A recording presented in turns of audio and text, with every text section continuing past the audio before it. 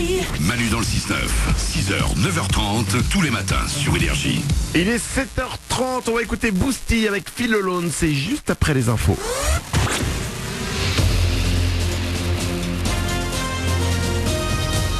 Toute l'actu sur Monaco-Menton avec Frédéric Plat. Bonjour, une alternance de passages nuageux et de belles périodes ensoleillées pour ce mardi dans les Alpes-Maritimes. Quelques gouttes seront également possibles sur les reliefs. Au thermomètre, les maxi en baisse vont quand même grimper vers 26 degrés, le plus souvent 20 degrés ce matin sur le littoral. C'était la météo avec votre restaurant La Trégo, les pieds dans l'eau, port de plaisance de Cap d'Aille. Une nouvelle journée de grève nationale contre la loi travail. Les étudiants, salariés et cheminots viendront de toute la France pour participer à la grande manifestation à Paris cet après-midi. Sur les rails, il n'y a que sur les grandes lignes que ça devrait un peu coincer aujourd'hui avec 2 TGV province sur 3 annoncés, 3 sur 4 vers Paris, un trafic TER quasi normal. Chez Air France, un mouvement social provoque de nouvelles annulations. Comme hier, 80% des vols sont maintenus à Nice notamment. Des perturbations à craindre aussi sur le réseau Ligne d'Azur. Ne devrait pas être touchée la ligne centre Nice, Monaco et Menton. Pas de galère non plus sur le réseau Zest. Daesh a probablement de nouveau frappé la France. Un forcené se revendiquant de l'organisation terroriste a tué hier soir un policier dans les Yvelines près de Paris. Il l'a frappé de plusieurs coups de couteau devant chez lui avant de se retrancher dans le pavillon où il a retenu en otage pendant des heures la compagne et le fils de l'agent. Cette femme a été retrouvée morte après l'assaut du raid. Le petit garçon de 3 ans, lui, a été sauvé. L'agresseur a été abattu. L'État islamique a revendiqué l'attentat.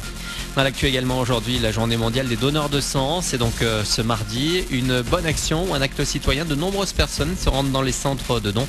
Pour plus d'informations sur ces centres dans le département, www.dondusang.net.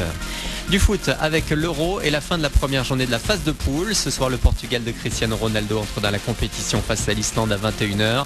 Hier, l'Espagne et l'Italie ont gagné. Match nul pour la Suède de Zlatan face à l'Irlande. C'est le rendez-vous incontournable des fans de séries télé et il y a cette année encore du beau monde au Festival télé de Monte-Carlo, stars internationales ou françaises. On a eu l'occasion hier de s'entretenir quelques minutes avec Vincent Dezania.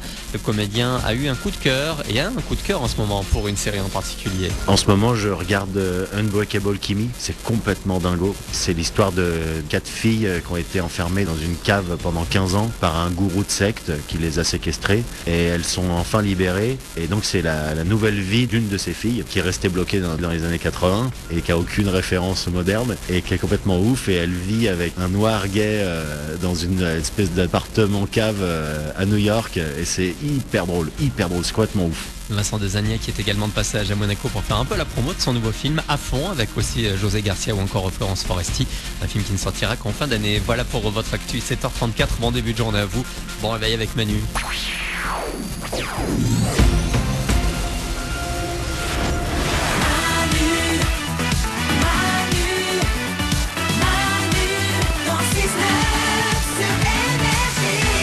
On est là comme chaque matin, 7h34, c'est les moins du matin. Ouais. Soyez les bienvenus dans ce mardi, c'est le 14 juin 2016. Dans moins de 10 minutes, il y a le Super 06 qui sera là pour vous, le numéro de téléphone portable qui peut vous sauver la vie. Avec un homme qui pense être extrêmement rusé et qui, à la fin du message, en fait, on s'aperçoit que pas du tout, il a totalement tout raté.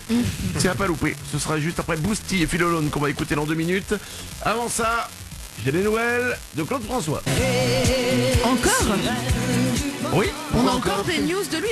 Parce que je ne sais pas ce qui peut être encore plus nouveau que ce qu'on sait déjà. Eh bien, figurez-vous qu'on s'est trompé. On l'a retrouvé. Non. Tout ça n'est qu'une supercherie. Non, il est toujours pas en forme. Mais hier, il y a eu une vente aux enchères. D'accord. Dans la ville d'Honfleur. Et une paire de boots blanches de Claude François y a été vendue 2300 €. Alors C'est quoi 2300 € déjà? C'est beaucoup. Ouais. Et c'est le double de la mise à prix. Uniquement parce qu'elles ont appartenu à Claude François à une époque. On sait même pas s'il les a mises. Mais elles étaient à lui. Bim. Des boots blanches de Claude François. Un homme les a achetées 2300 €. Mais Claude François, c'est le mec qui a les fans les plus intenses, j'ai l'impression. Non, les plus vieux maintenant. Oui, alors, vieux et intense. Non, mais c'est vrai que quand t'es fan de Claude, tu l'es pas à moitié, donc je pense que tu peux mettre un fric fou dans des accessoires comme ça. Enfin, quand même, le mec a dépensé une fortune dans une paire de boots qu'il ne mettra certainement jamais. Non. C'est marrant, j'ai l'impression d'entendre ma copine. En fait. Bon allez, 7h35, on va s'écouter Boosty tout de suite.